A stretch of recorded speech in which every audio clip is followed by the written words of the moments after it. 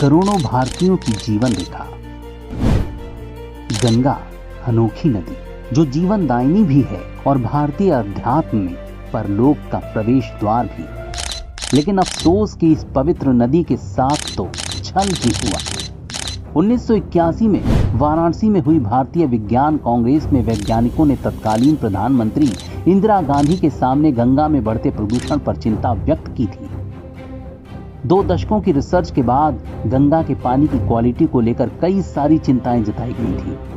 4 साल बाद पूर्व प्रधानमंत्री राजीव गांधी ने गंगा एक्शन प्लान लॉन्च किया, जो पूरी तरह से विफल साबित हुआ। मनमोहन सरकार में एक बार फिर राष्ट्रीय मिशन के तहत स्वच्छ गंगा के लिए पहल की गई, जिसका कोई रिजल्ट नहीं दिखा। सिर्फ और सिर्फ संसाधनों की बर्बादी हुई। इसी दौरान थेम्स, डेन्यूब और राइन जैसी नदियों के कायाकल्प का भारत गवाह बनता रहा, लेकिन गंगा जहरीली ही रह गई। मगर तभी नदियों के पुनरुद्धार की संभावना एक बार फिर जीवंत हुई, तब जब नरेंद्र मोदी प्रधानमंत्री बने। गंगा को बचाना हमारी भावी पीढ़ियों को बचाना है। गंगा को निर्मल करेंगे तो गंगा को अविरल करने से कोई रोक नहीं पाएगा। इस पहल के तहत गंगा के संरक्षण के लिए जमीन से हटकर समाधान तलाशे गए। सामाजिक बदलाव की तरफ ध्यान दिया गया।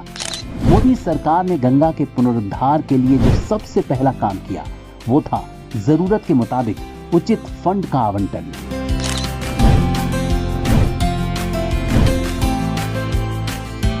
सरकार ने नदी में गिर रहे अनट्रीटेड सीवेज पर भी बहुत ध्यान दिया।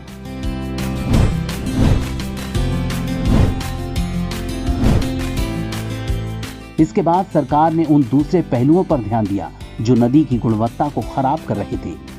वनीकरण यानी वन क्षेत्र बढ़ाने पर फोकस किया गया। ट्रैश स्किमिंग यानी नदी से कचरा निकालने का काम एक रेगुलर प्रैक्टिस बन गई। औद्योगिक डिस्चार्ज पर लगातार निगरानी रखी गई। जैव विविधता संरक्षण को केंद्र बिंदु बनाया गया। 4500 से ज्यादा गंगा ग्रामों को खुले में शौच से मुक्त किया गया।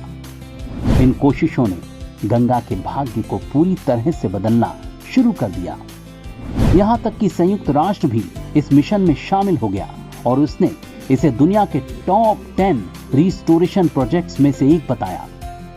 अब गंगा में ऑक्सीजन की मात्रा निर्धारित स्टैंडर्ड्स के अनुरूप है। जहरीले पदार्थों की मौजूदगी में भारी कमी आई है। अब गंगा में पाई जाने वाली डॉल्फिन, ऊदबिलाव, कछुए और हिल्सा मछली दिखना आम बात हो गई है। आज गंगा का बहाव स्वच्छता की ओर अग्रसर है। गंगा मां को आज वो देखभाल मिल रही है जिसकी वो हकदार हैं।